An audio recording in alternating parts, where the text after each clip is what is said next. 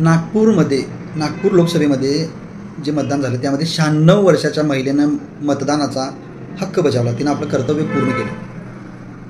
त्याच नागपूरमध्ये जवळपास 10 लाखाच्या वर मतदारांनी मतदान केलं नाही.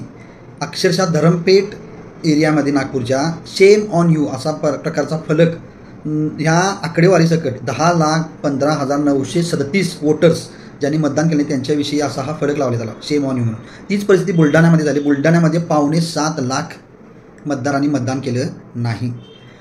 मग एका मतानं काय फरक पडणार असं जे म्हणत आहेत त्यांना एक उदाहरण आहे ह्या 96 वर्षाच्या महिलेनं जिनं या वयात सुद्धा आपलं कर्तव्य बजावलं. दुसरं नागपूरमधल्या 10 लाख आणि बुलढाण्यामधल्या 5.25 म्हणजे जवळपास 17 लाखच्या आसपास मतदारांचं की ज्यांनी माझ्या एका मतानं काय फरक आहे असं म्हणत हा आकडा 17 लाखाच्या आसपास गेला. त्यामुळे मी पुन्हा एकदा सर्वांना विनंती करतो की करा 100% मतदान. हाच आहे लोकशाहीचा आणि देशाचा सन्मान आहे. त्या ट्रेंडिंगच्या कवितेलाच लागू असतील. बघा तुम्हाला कशी वाटते आणि नक्कीच यावर विचार करा, कारण हा आहे लोकशाहीचा उत्सव.